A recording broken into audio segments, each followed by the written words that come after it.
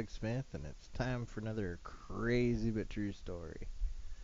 In about 1995, my buddy and I, Steve, who I've actually done a couple of other videos with, and about, we decided to go skiing. We lived in California at the time, or at least I did. He's still there, and we used to go to a place called Mountain High all the time. Well, in this particular time, we spent the whole day skiing. It was going to be my first time night skiing. I had never night skied, and we brought a bunch of mushrooms with us. So we were going to night ski while shrooming. Man, I can tell you right now, if you've never done hallucinogens and you're planning on doing something for the first time, you should probably reconsider. So anyway, we finished out the day skiing, and towards the end of the day, uh, I think he had a half ounce of mushrooms, and at that point, the only hallucinogen I had done at that point, I think, was acid. I may have done peyote at that time, but I'm not 100% sure on that. But I had never taken mushrooms, and it's a little bit different high from LSD or peyote or mescaline, or I imagine that yopo is pretty different, and ayahuasca. Anyway, so I don't know how much to take. So he says, well, screw it. Let's just take half a bag each.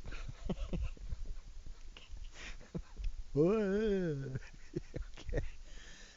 So we each eat about a quarter of an ounce of mushrooms. Oh my God. We wrap up the end of the day. The mushrooms are starting to kick in. It's still light out, so the skiing was still pretty good and everything, and it was fun. I mean, you get a pretty good rush on mushrooms, and the real hard hallucinations and trails and kaleidoscope effect hadn't hit me, not even close. So they wrap up the day skiing, and we go and we buy our night lift tickets, and we wait for them to start it up. Well, after a little while, they start the night session, and we get up to the top of the hill, and they turn on all these fluorescent lights on the ski runs, and there's so much glare, you can't see moguls, you can't see any of the dips or little bumps or anything. I mean, it's just a big white film. Okay, I'm taking it real easy at this point. I'm no pro, but I can take a black diamond, you know, and do all right. To me, it's not very fun because you're trying to stay alive as opposed to skiing. But whatever. I mean, some of these guys are really good at it, and if you can get in the flow of it, you can have a lot of fun. I imagine. I'm not that good. I can make it down a black diamond, but I can't. I can't ski it and enjoy it. But anyway, so we're hitting the medium runs and having a lot of good time on it. We get at the top of the hill. We start skiing down, and I'm realizing I can't see anything. I mean, it's just a big white fuzz out in front of me. And of course, eventually I crash, and we're about halfway down the hill. And as I crash, we're laughing and stuff, and I start to get up, and I look towards the woods, and I realize, holy shit, I'm frying balls, man. And here comes this dude in his, $1,000 ski suit, fluorescent green, and he just stretches all the way down the mountain. I mean, just a big fluorescent green blur going down the mountain. I look at my Steve, and I'm like, dude, I can't do this. I said, this is way too much. I'm not ready.